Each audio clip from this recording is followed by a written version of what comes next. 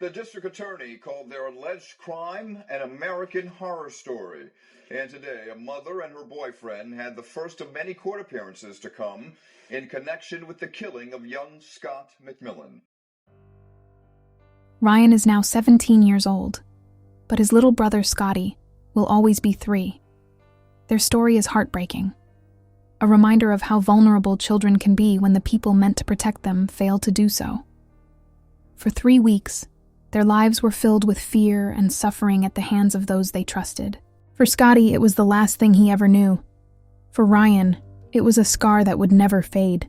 Before we continue, I just want to take a moment to appreciate this incredible community.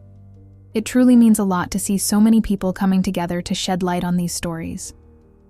Let me know where you're watching from in the comments, and if you'd like to support the channel, consider subscribing. Now, let's get back to Scotty's story. Scott Jacob McMillan was born in Pennsylvania on January 26, 2011, to Jillian Tate and Lauren McMillan. His parents had been together for years and already had an older son, Ryan, but their relationship was far from stable. Despite this, Jillian was excited to welcome her second child. She shared ultrasound pictures on social media, eagerly anticipating Scotty's arrival. Ryan, too, couldn't wait to meet his baby brother. When Scotty was born, his father wasn't around, so Jillian's sister, Kim, picked her up from the hospital. From the start, Scotty was a sweet and affectionate baby. His red hair, bright blue eyes, and gentle smile quickly won over his family. His aunts, Kim and Tara, adored him and stepped in to support Jillian whenever she needed help. Scotty had a love for life that was contagious. He was obsessed with Thomas the Tank Engine, loved the color green, and spent hours playing with toy cars and action figures. He enjoyed drawing, playing hide-and-seek, and having tickle fights. But more than anything, he idolized his big brother Ryan and wanted to do everything he did. By 2012, Jillian and Lauren had briefly reconciled, even attending events together. But by the end of 2013, they had officially split. Lauren moved out of state to Kansas, and from then on, his side of the family rarely saw the boys, only catching glimpses of their lives through Jillian's social media updates. Jillian was known as a fun-loving and easygoing person. She worked at Walmart and seemed to balance motherhood with an active social life. Ryan attended school in the Coatesville Area School District, while 3-year-old Scotty was in preschool. To those around her, Jillian appeared to be doing just fine, but behind the scenes, there were signs that things were changing. Kim and Tara noticed that Jillian was struggling financially. At some point, she started looking for a partner, someone older, someone who could offer financial support in exchange for companionship. That's when she met Gary Fellenbaum. Gary worked at the same Walmart as Jillian, earning a modest income. He was 6 years younger than her, married, and had an 11-month-old daughter. A large man, weighing around 275 pounds, he had a reputation for being short-tempered. He told Jillian that his marriage was over and that he and his wife were only living together temporarily until she could move out. Not long after, he invited Jillian and her sons to move in with him. By early October 2014, Jillian had accepted his offer. She moved her boys into an old, run-down mobile home in West Calne Township. The neighborhood was rough, and the living conditions were poor. But what should have been a fresh start quickly turned into a nightmare. Jillian's co-workers noticed a change in her. She looked unkempt, as if she had stopped taking care of herself. At the same time, the school began to notice that Ryan and Scotty hadn't been attending for 2 full weeks. Following protocol, a school representative tried calling and sending messages to Jillian, but there was no response. Concerned, they conducted a home visit, leaving a letter at Jillian's last known address. What no one knew at the time was that Jillian had moved the children weeks earlier without notifying the school. And no one could have predicted just how dire the situation had become. On the evening of November 4th, 2014, a 911 call came in from the mobile home where Jillian and her boys had been living. It was made by Gary's wife, Amber Fellenbaum. She reported that 3-year-old Scotty was unresponsive. By the time paramedics arrived, The little boy was in such a critical state that even the emergency room nurses, who had seen more than their fair share of tragedies, were brought to tears. Despite their efforts, Scotty didn't make it. His body was covered in bruises. His nose was bleeding. And when investigators searched the home, they found disturbing evidence of what he had endured. There was only one photo of Scotty in the entire house. But what they did find were objects that had clearly been used to hurt him. A makeshift whip, a bent metal rod, an aluminum strip.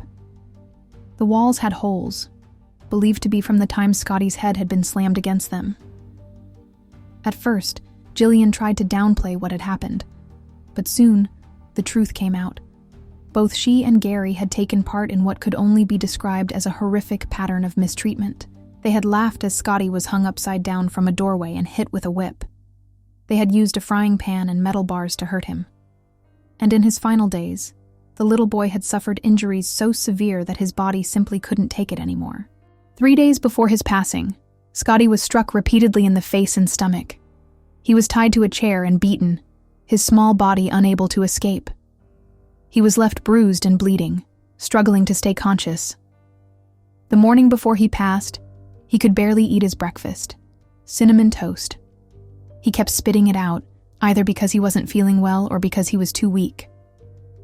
But instead of understanding, Gary became enraged. He lashed out, striking Scotty again and again. Later that day, he picked the boy up, held him over his shoulder, and slammed him against the wall. The next morning, Scotty's face was swollen and red. When he struggled to eat again, Gary took it as an insult. He hit the child so hard that he fell off his chair. Then, to make sure he stayed put, Gary tied him up with electrical tape. Scotty tried to resist, but the more he squirmed, the angrier Gary became. Eventually, Scotty lost consciousness. Jillian and Gary tried to wake him up by putting him in the shower, but when that didn't work, they laid him down on a deflated air mattress. No blanket, no pillow, just the cold, rubbery surface. And then they left. While Scotty lay there, unresponsive, Jillian and Gary went out to go shopping and pick up pizza. When they got back, they saw that Scotty hadn't moved. Instead of calling for help, they carried on as if nothing had happened. Jillian took a nap. Gary found other ways to pass the time. Hours later, Jillian finally woke up and realized that Scotty was still unresponsive. That's when she yelled for someone to call 911. Investigators later learned that Gary had focused most of his aggression on Scotty, not Ryan. Scotty, despite his young age, still tried to fight back in his own small way. And Gary, in a twisted way, seemed to take pleasure in that. Ryan, just 6 years old, had also suffered mistreatment, but he survived.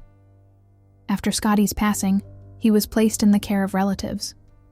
On November 6, 2014, Chester County District Attorney Tom Hogan held a press conference announcing the arrests of Jillian Tate and Gary Fellenbaum. The details of the case shocked the entire country. "This was beyond anything we had ever seen," he said. "A child was taken from this world in an unimaginable way, and justice will be served." Both Jillian and Gary were charged with multiple offenses, including first-degree charges. Gary faced 16 charges, while Jillian faced 15. The prosecution announced that they would be seeking the maximum penalty allowed by law. Amber Fellenbaum, who had been in the home but had not intervened, was also charged with failing to report the situation.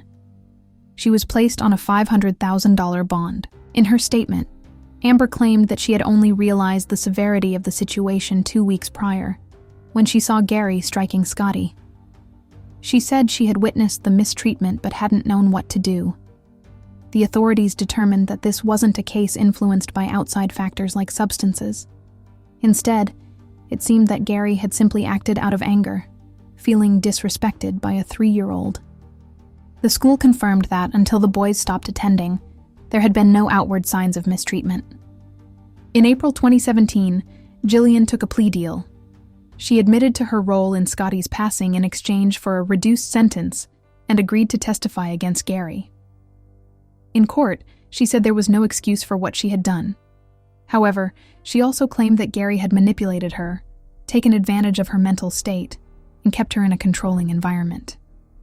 During the trial, Ryan, now a young boy who had lost his brother, wrote letters expressing his pain. One was a letter to his mother. It was read aloud in court. The judge sentenced Gillian Tate to 42 to 94 years in prison. As for Gary, he never made it to trial. Months later, he took a plea deal to avoid the harshest possible sentence. He was sentenced to life in prison without the possibility of parole. Amber Fellenbaum also pleaded guilty and was sentenced to 6.5 to 16 years. She later served part of her sentence and was paroled in early 2023. In the days following Scotty's passing, a candlelight vigil was held in his honor. People gathered at Gateway Church in Parksburg, holding on to the memory of a little boy who had been taken too soon. On November 12, 2014, Scotty was laid to rest in a private ceremony. His favorite toys, Thomas the Tank Engine figures, are still left at his grave in Northwood Cemetery, a quiet reminder of the child he was. Ryan was taken in by his paternal aunt and her husband. Strangers from all over the country donated thousands of dollars to help him start a new life. A trust fund was set up in his name, but oddly, he was never allowed to use the money for anything other than future college expenses. For 10 years, he has not seen a single dollar of those donations.